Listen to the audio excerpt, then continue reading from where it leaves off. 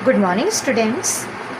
बच्चों, आज हम आपकी पाठ्य पुस्तक स्वाति का पद्य खंड का पार्ट 1 पढ़ेंगे, भक्ति।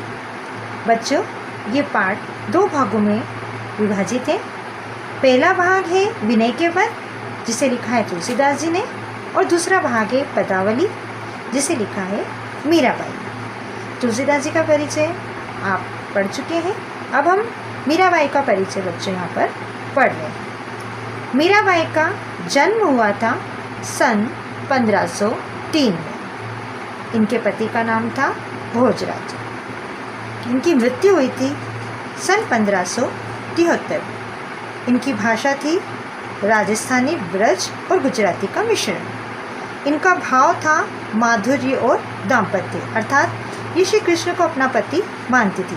यहाँ मैं आपको एक बात बता दूं बच्चों कि जब मीराबाई का विवाह राजा भोजराज से हुआ था, तब 1 वर्ष के पश्चात ही उनके पति की मृत्यु हो गई थी और मीराबाई साधुओं के संग घूमती हुई श्री कृष्ण के प्रेम में रंग गई थी और वे श्री कृष्ण को अपना पति मानती थी। उनके इष्ट भी श्री कृष्ण थे। मीराबाई की रचनाएं थी गीत गोविंद का टीका, राग गोविंद, राग सोरठा। साहित्य में स्थान, मीराबाई हिंदी की भक्त कवयित्री थी। उनके अनुसार संसार निरर्थक है। इसीलिए मीराबाई ने यहाँ पर 2 लाइन भी कही है बच्चों कि मेरे तो गिरधर को पार, दूसरो ना कोई, जाके सिर मोर मुकुट, मेरो पति सोई। विनय के पद कविता है और इसे लिखा है तुलसीदास जी ने। हम यहाँ सबसे पहले पाठ में कवि परिचय पढ़ते हैं बच्चों। तुलसीदास जी का जन्म हुआ था सन 1532 के ग्राम राजापुर में, राजापुर गांव में हुआ था। उनकी मृत्यु सन 1623 ईस्वी में हुई थी। इनके पिता का नाम था आत्माराम दुबे। इनकी माता का नाम था हुलसी। इनकी पत्नी का नाम था रत्नावली। कहा जाता है कि तुलसीदास जी को प्रसिद्ध बनाने में उनकी पत्नी का बहुत महत्वपूर्ण स्थान है। इसके प्रति कथा भी प्रचलित है, वो मैं आपको बताती हूँ कि उनका विवाह जब रत्नावली नाम की कन्या से हुआ और कहा जाता है कि एक बार रत्नावली अपने मायके चली गई। तुलसीदास जी उसका वियोग सहन ना कर सके और नदी को पार कर उसके मायके जा पहुँचे। तब रत्नावली ने उन्हें जो उपदेश दिया, उससे इन्हें वैराग्य हो गया और उनका मन राम भक्ति की ओर मुड़ गया। उन्होंने अपना जीवन काशी, अयोध्या और चित्रकूट में व्यतीत किया। उनके गुरु थे नरहरिदास।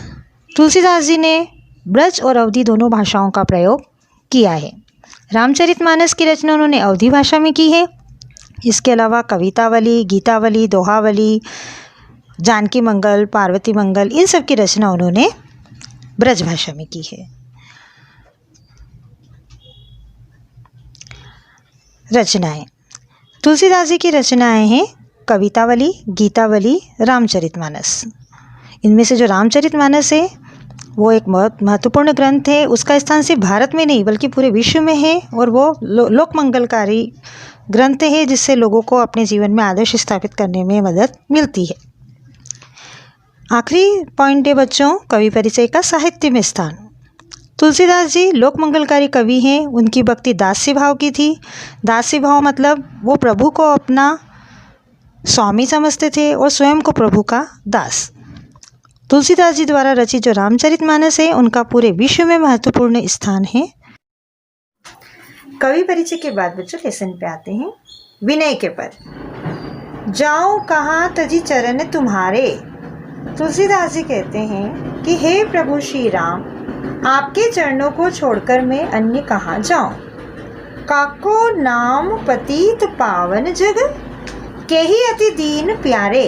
काको यानी किसके, मतलब तुलसीदास जी कहते हैं कि आपके सिवा अन्य कौन पापियों का उद्धार करने वाला है और किसे दीन लोग यानी कि दुखी लोग अत्यंत प्यारे हैं। कोने देव वराई विरदहित, हटी हटी अधम उधारे। आपके अलावा कौन ऐसा देवता है जो अपने भक्तों का उद्धार हठपूर्वक करता है। खग, मृग, व्याध, पशान, विटप जड़, जवन कवन सुरतारे। देव धनुज, मुनि नाग मनुज, सब माया विवश विचारे। अर्थात खग यानी कि पक्षी, मृग यानी हिरण, व्याघ यानी बहेलिया, पशान यानी पत्थर, विटप यानी वृक्ष, जड़ यानी कि सजीव निर्जीव वस्तुएं, देव देवता, धनुज राक्षस, मुनि यानी ऋषि, नाग, मनुज यानी मनुष्य। कहने का मतलब है कि चाहे पक्षी हो, हिरण हो, बहेलिया हो, पत्थर हो, वृक्ष हो, जड़ सजीव निर्जीव वस्तुएं हो, देवता हो, राक्षस हो, ऋषि मुनि हो, नाग हो, मनुष्य हो, ये सभी माया के वशीभूत हैं, अर्थात ये सभी मोह माया में पड़े हुए हैं। तिनके हाथ दास तुलसी प्रभु कहाँ अपनपो हारे। तुलसीदास जी कहते हैं कि मैं तो ऐसे प्रभु श्री राम के चरणों में अपना जीवन समर्पित करता हूँ। अर्थात तुलसीदास जी श्री राम के अनन्य भक्त हैं और वे अपना संपूर्ण जीवन श्री राम के चरणों में लगाना चाहते हैं। अगर हम इसके संदर्भ प्रसंग लिखेंगे बच्चों, तो सबसे पहले संदर्भ में ये लिखते हैं कि कौन सा पाठ है और उसको लिखा किसने है, और सबसे पहले कि हमारी पाठ्य पुस्तक का नाम क्या है। तो प्रस्तुत पद्यांश हमारी पाठ्य पुस्तक प्रस्तुत पद्यांश हमारी पाठ्य पुस्तक वासंती के काव्य खंड के पाठ 1 विनय के पद से लिया गया है और इसके कवि तुलसीदास जी हैं। प्रसंग में हम यहाँ लिखेंगे कि तुलसीदास जी ने यहाँ प्रभु श्री राम के गुणों का गान किया है। अब अगर हम अर्थ की बात करते हैं बच्चों, तो अर्थ हम अपने शब्दों में इस प्रकार से लिखेंगे कि तुलसीदास जी कहते हैं कि हे प्रभु, मैं आपके चरणों को त्याग कर अन्य कहाँ जाऊँ, कहीं जिससे कि मुझे आश्रय मिले। आपके समान पापियों को पवित्र करने वाला संसार में अन्य कोई नहीं है। निर्धनों से स्नेह करने वाला भी कोई दूसरा नहीं है। ऐसा कौन सा देवता है जिसने हठपूर्वक अपने पतित भक्तों का उद्धार किया हो। पक्षी, हिरण, बहेलिया, पत्थर, वृक्ष, जड़, देवता, राक्षस, ऋषि, नाग, मनुष्य सब माया के वशीभूत हैं। तुलसीदास जी कहते हैं कि हे प्रभु राम के सामने मैं अपना सर्वस्व समर्पण करता हूँ। अब अर्थ के बाद बच्चों यहाँ पर आता है विशेष। विशेष में बच्चों देखिए, हित, हठी, हठी, यहाँ पर एक ही वर्ण बार बार है, ह वर्ण की आवृत्ति बार बार है, इसलिए यहाँ पर कौन सा अलंकार है, अनुप्रास अलंकार है। अगर हम हठी हठी देखें तो एक ही शब्द बार बार आया है, तो यहाँ पर पुनरुक्ति प्रकाश अलंकार है। इसकी भाषा ब्रज है, साथ ही यहाँ पर तद्भव शब्दों का प्रयोग हुआ है, चाहे वो परेशान हो, है ना, चाहे मनुज हो, ये सब तद्भव शब्द है। तद्भव शब्द किसे कहते हैं? जो आए तो संस्कृत से हैं लेकिन हिंदी में उनका रूप परिवर्तित हो गया है। ऐसी मूर्ता या मन की परिहरि राम भक्ति सुर सरिता आस करत ओसन की। यहाँ पर तुलसीदास जी कहते हैं कि हे प्रभु, मैं अपने मन की मूर्खता का वर्णन किस प्रकार करूं। परिहरि यानी कि छोड़कर, राम भक्ति सुरसरिता, सुरसरिता यानी कि गंगा। तुलसीदास जी कहते हैं कि मैं राम की भक्ति रूपी गंगा को छोड़कर आस करत ओस्कन की, अपनी भक्ति की प्यास को किससे बुझाना चाहता हूँ? ओस के कणों से। अर्थात मेरे पास तो भक्ति का सागर है, गंगा है, राम की भक्ति रूपी गंगा है, लेकिन मैं उसको छोड़कर अपनी प्यास ओस कण से बुझाना चाहता हूँ। अर्थात मैं कितना मूर्ख हूँ। धूम समूह निरखी चातक जो त्रषित जानी मति घन की। जिस प्रकार से जो चातक पक्षी होता है वो धुएं को देखकर उससे अपनी प्यास बुझाना चाहता है। नहीं तह शीतलता न वारी पुनि हानि होत लोचन की। लेकिन वह यह नहीं जानता कि उस धुएं में ना तो शीतलता है और ना ही पानी, बल्कि यदि हम उसे निरंतर देखते रहेंगे तो उससे हमारी आंखों को ही नुकसान होगा। ज्यो गज कांच विलो की सेंजड़ छा अपने तन की। तुलसीदास जी कहते हैं कि मेरी स्थिति तो उस बाज पक्षी के समान हो गई है जो कि एक दर्पण में अपनी ही परछाई को निहारता है और उसे अन्य पक्षी अर्थात अपना शिकार समझकर उस पक्षी पर भोजन के लिए झपटता है। टूटट अति आहार बस क्षति विसारी आनंद की। तो वो क्या करता है कि वो सोचता है कि ये तो मेरा कोई प्रतिद्वंदी या शिकार है और उस पर भोजन के लिए झपटता है। उसे यह ज्ञान नहीं है कि इस प्रकार फर्श पर टकराने से उसके मुंह को ही हानि होगी। कहलो कहाँ कुचाल कृपानिधि जानत हो गति जन की। हे कृपालु प्रभु राम, मैं अपने मन की कुचाल, कुचाल का मतलब होता वाचलता का कहाँ तक वर्णन करूं? आप तो मेरी गति को भली भांति समझते हैं। हे प्रभु, आप पतित पावन हैं, अर्थात पापियों का उद्धार करने वाले हैं, दीन दुखियों की रक्षा करने वाले, ये ऐसा आपका स्वभाव है। तुलसीदास प्रभु हरहु दुसहु दुख, करहु लाज निजपन की। इसलिए तुलसीदास जी कहते हैं कि हे प्रभु, आप मेरे इस असहनीय कष्टों को हर कर अपने प्राणों की लाज रख लो। बच्चों, हम इसके संदर्भ की बात करते हैं तो शायद मैंने पहले वाले पद्यांश में आपको संदर्भ में पाठ्य पुस्तक का नाम, पहले आपकी पुस्तक वासंती चलती थी तो वो बता दिया था, लेकिन अभी आप इसके नाम को केयरफुली नोट कर लो कि प्रस्तुत पद्यांश हमारी पाठ्य पुस्तक स्वाति, क्या नाम है आपकी पुस्तक का? स्वाति। स्वाति के विनय के पद से ली गई है और इसके कवि तुलसीदास जी। अगर हम इसके प्रसंग की बात करें तो इसमें कवि ने अपनी मूर्खता का वर्णन या अपनी अज्ञानता का वर्णन किया है। अर्थ किस प्रकार के से लिखेंगे बच्चों? कि तुलसीदास जी कहते हैं कि मैं अपनी मन का वर्णन या अपनी मूर्खता का वर्णन, मेरे मन का वर्णन किस प्रकार से करूं कि ये राम की भक्ति रूपी गंगा को छोड़कर अपनी प्यास ओस कंठ से बुझाना चाहता है। जिस प्रकार से चातक पक्षी धुएं के समूह को देखकर उससे अपनी प्यास बुझाना चाहता, लेकिन वह ये नहीं जानता कि उस धुएं में ना तो शीतलता है ना ही पानी, बल्कि उससे उसके आँखों को ही नुकसान होगा। तुलसीदास जी का कथन है कि मेरे मन की स्थिति तो ऐसी है जैसे फर्श पे जड़े हुए कांच में कोई बाजू पक्षी अपने शरीर की परछाई को निहारे और उसे अन्य पक्षी अर्थात अपना शिकार समझकर उस पक्षी पर भोजन की चिपटे। उसे यह ज्ञान नहीं है कि इस प्रकार फर्श पर टकराने से उसके मुंह को ही हानि होगी। ये आखिरी दो लाइन में तुलसीदास जी के कहते हैं कि हे कृपालु प्रभु राम, मैं अपने मन की कुचाल का वर्णन, कुचाल यानी वाचलता का कहाँ तक वर्णन करूं? आप तो मेरी गति को भली भांति समझते हैं। हे प्रभु, आप पतित पावन अर्थात दीन दुखियों की रक्षा करने वाले, उनका उद्धार करने वाले, ऐसा आपका स्वभाव है। इसलिए आप इस तुलसीदास के असहनीय कष्टों को हरकर अपने प्राणों की रक्षा रख लो। बच्चों, अब काव्य सौंदर्य या विशेष, यहाँ पर शांत रस है। सेकंड पॉइंट में लिखेंगे कि भक्त अपने अवगुणों को प्रभु के समक्ष व्यक्त कर अपनी दीनता का प्रदर्शन कर रहा है। भाषा ब्रज है और यहाँ पर मुक्तक शैली है, इन्हें हम गा सकते हैं। अलंकार कौन सा है बच्चों इसमें? भ्रांतिमान, रूपक और उपमा अलंकार है। अब न नसे हो, अब लो यानी कि अब तक, नसानी यानी कि नष्ट किया। यहाँ तुलसीदास जी कहते हैं कि अभी तक का समय मैंने व्यर्थ ही नष्ट किया, लेकिन आगे के समय को मैं व्यर्थ नष्ट नहीं करूँगा। राम कृपा भव निशा सिरानी, जागे पुनी न डसे हो। भव निशा यानी कि संसार रूपी रात्रि, और सिरानी यानी कि बीत चुकी, और डसे हो यानी बिछा हुआ। तुलसीदास जी कह रहे हैं कि भगवान राम की कृपा से अंधकार रूपी रात्रि अब समाप्त हो चुकी है और मैं अब जाग चुका हूँ। कहने का मतलब है कि अज्ञान का अंधेरा जो था वो समाप्त हो गया है और ज्ञान का प्रकाश चारों तरफ फैल गया है।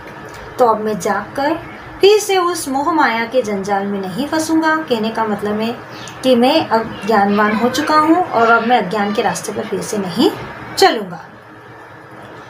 पायो नाम चारों चिंतामणि, उर करते न खसे हो। चारों यानी कि सुंदर, उर कर यानी कि हृदय और हाथ से, और खसे हो यानी कि गिराऊंगा। यहाँ तुलसीदास जी कहते हैं कि मैंने राम नाम रूपी चिंतामणि को प्राप्त कर लिया है और अब मैं उस चिंतामणि को अपने हृदय और अपने हाथ से खिसकने नहीं दूंगा। हृदय से कैसे नहीं खिसकने देंगे वो?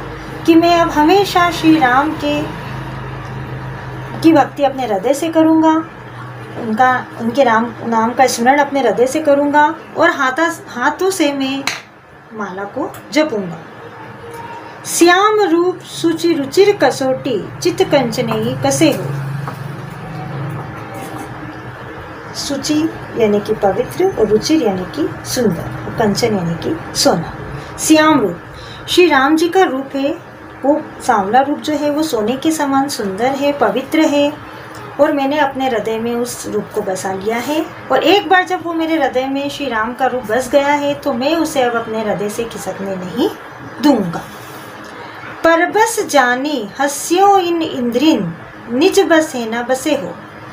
तुलसीदास जी यहाँ कहते हैं कि अभी तक मैं अपनी इंद्रियों के वश में था।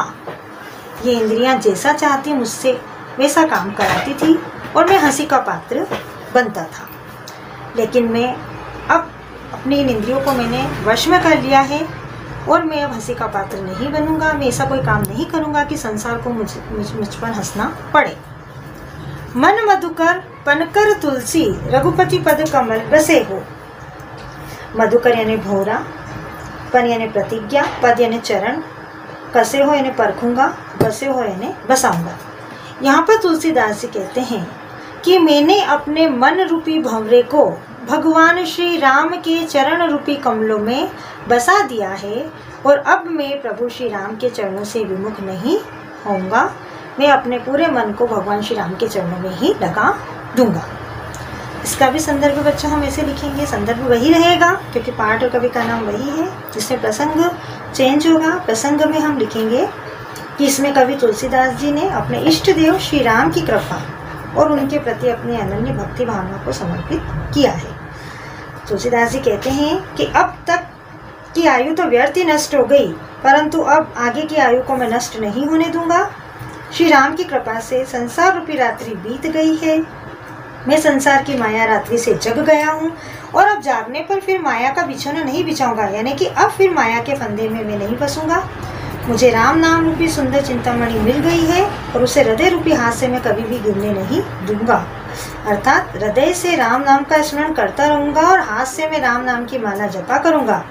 श्री रघुनाथ जी का जो भी पवित्र श्याम सुंदर रूप है उसकी कसौटी बनाकर अपने चित्त रूपी सोने को कसूंगा। अर्थात ये देखूंगा कि श्री राम के ध्यान में मेरा मन सदा सर्वदा लग भी रहा है या नहीं।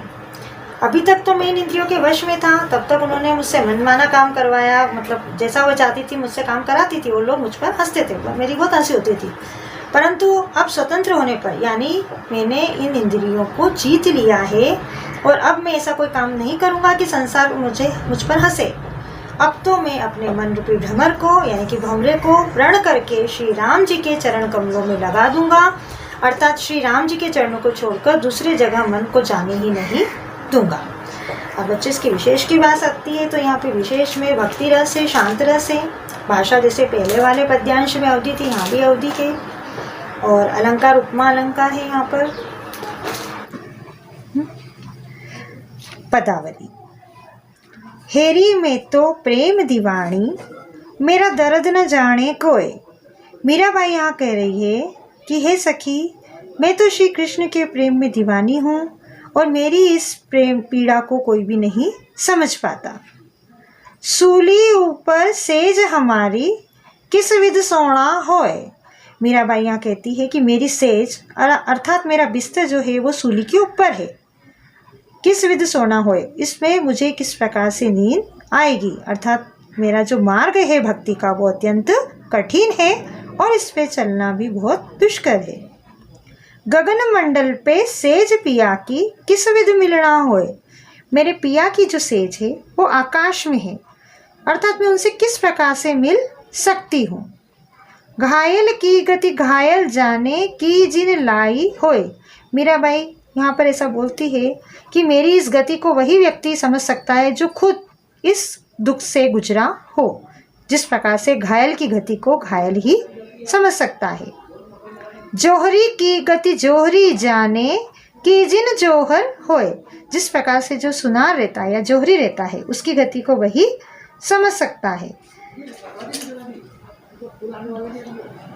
दर्द की मारी वन वन डोलू, वेद मिलिया नहीं कोई। मीराबाई बोल रही है कि मैं श्री कृष्ण के प्रेम में दीवानी हूँ और उनसे अभी दूर हूँ, इसलिए मैं दुखी हूँ और इस दर्द को लेकर मैं वन वन डोल रही हूँ। लेकिन इस दर्द को दूर करने वाला वेद अर्थात डॉक्टर या मतलब इस दर्द को जो दूर कर सके ऐसा कोई मुझे वेद अभी तक मिला नहीं है। मीरा की प्रभु पीर मिटेगी जब वेद संवलिया होए। मीराबाई कहती है कि मेरा ये दुख तो तभी दूर होगा जब मेरे वेद साक्षात श्री कृष्ण होंगे, अर्थात जब श्री कृष्ण मुझसे मिलने आएंगे तभी मेरी पीड़ा दूर होगी। संदर्भ प्रसंग में बच्चों यहाँ पर अपने कवि का नाम चेंज होगा कि प्रस्तुत पद्यांश हमारी पाठ्य पुस्तक स्वाति के पाठ 1 भक्ति की पदावली से लिया गया है और इसकी कवयित्री मीराबाई है। प्रसंग में मीराबाई यहाँ अपनी व्यथा का वर्णन कर रही है। अर्थ में लिखेंगे, मीराबाई कहती है कि हे सखी, मैं तो श्री कृष्ण के प्रेम में दीवानी हूँ। उनके प्रति मेरी पीड़ा को मेरे अतिरिक्त दूसरा नहीं जान सकता।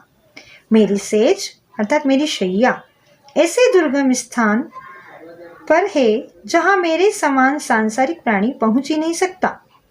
श्री कृष्ण की शैया तो आकाश में है, अतः उनसे मिलना असंभव है। व्यथा से व्यथित मानव की व्यथा की पीड़ा का मूल्यांकन कर सकता है। घायल व्यक्ति की पीड़ा को घायल ही जान सकता है। मेरी वियोग की पीड़ा को तो केवल वही व्यक्ति जान सकता है जिसने वियोग जनित पीड़ा को कभी सहन किया हो। जिस प्रकार से जौहरी की पीड़ा को जौहरी स्वयं को अग्नि की गोद में समर्पित करने वाला ही जान सकता है, तो वियोग की पीड़ा से भी मैं इतनी दुखी हूँ कि वन वन भटकती फिर रही हूँ, लेकिन मेरी इस पीड़ा को दूर करने वाला कोई वैद्य आज तक नहीं मिला। मेरी विरह की पीड़ा तो तभी समाप्त होगी जब श्री कृष्ण वैद्य के रूप में प्रस्तुत होकर इसका उपचार करें, अर्थात उनके दर्शन से ही मेरा दुख दूर होगा। बच्चों, अगर हम इसके विशेष की बात करें तो यहाँ पर पहला पॉइंट हम लिख सकते हैं कि यहाँ पर वियोग श्रृंगार रस है। वियोग श्रृंगार कैसे है कि जब विरह का वर्णन होता है तो यहाँ पर श्री कृष्ण से मीरा दूर है, उनके दुख का वर्णन है, उनके विरह का वर्णन है, इसलिए यहाँ पर वियोग श्रृंगार रस है। गुण यहाँ पर माधुर्य है। अलंकार यहाँ पर अनुप्रास है। इस पद्यांश में एक ही वर्ण की आवृत्ति बहुत सारी पंक्तियों में बार बार हुई है, इसलिए यहाँ पर अनुप्रास अलंकार है। भाषा राजस्थानी और ब्रज का मिश्रण है।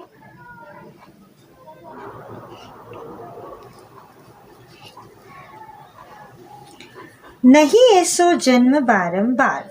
मीराबाई यहाँ पर कह रही है कि हमें ऐसा जन्म बार बार मिलने वाला नहीं है, अर्थात मानव जीवन हमें बार बार मिलने वाला नहीं है। क्या जानो कछु पुण्य प्रगटे मानुषा अवतार। पता नहीं हमारे ऐसे कोई पुण्य कर्म हमने किए होंगे जो हमें इस मनुष्य का अवतार मिला, अर्थात मानव के रूप में हमारी उत्पत्ति हुई। बढ़त पल पल घटत छिन छिन चलत न लागे बाल। जैसे जैसे समय निकल रहा है वैसे वैसे मीरा का शरीर क्षीण होता जा रहा है, अर्थात दुर्बल होता जा रहा है और उन्हें ऐसा लग रहा है कि मृत्यु निकट आने वाली है। बीरज के जो पात टूटे लागे नहीं पुनि डाल।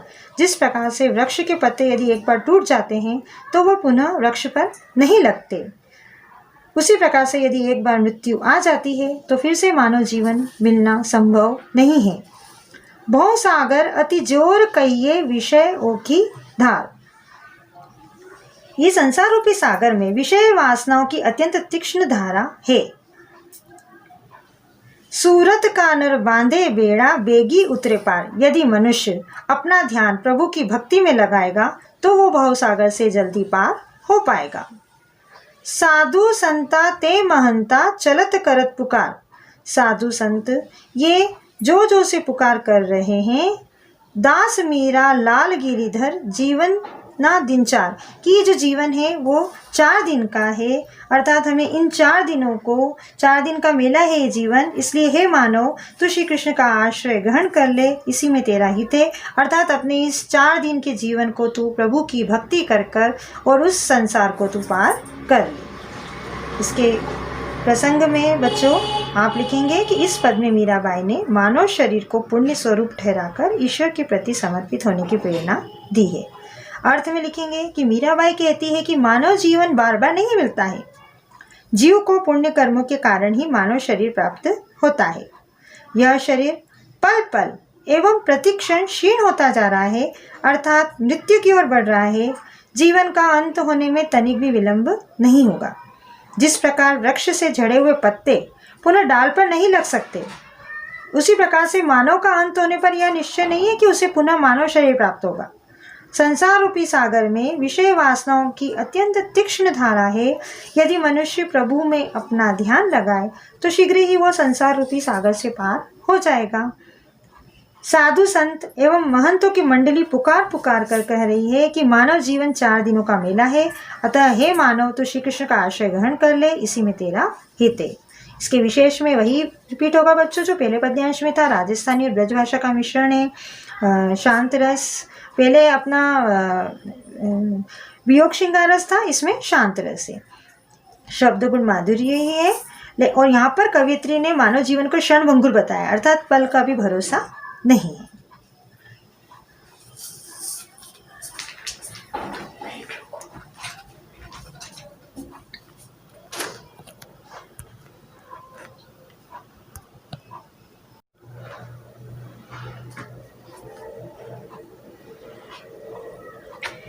मन रे परसी हरि के चरण। या मीराबाई अपने मन से कह रही है कि हे मन, तू भगवान श्री कृष्ण के चरणों की शरण में चला जा, उनके चरणों को स्पर्श कर।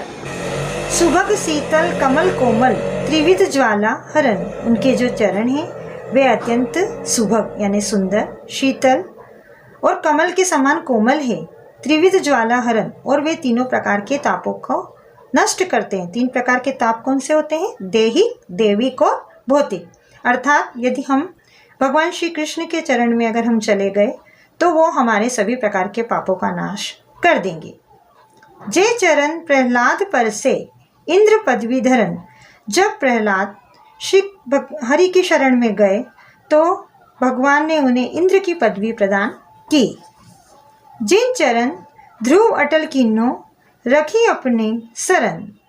जिन चरण ब्रह्मांड बेहटियो नक सिको श्री भरण। जब ध्रुव श्री हरि के चरणों में गए तो भगवान ने उन्हें अटल एवं अमर प्रदान किया और भगवान के चरणों ने समस्त भूमंडल को माप लिया तथा सिर से लेकर पांव तक उनके चरणों का स्पर्श किया।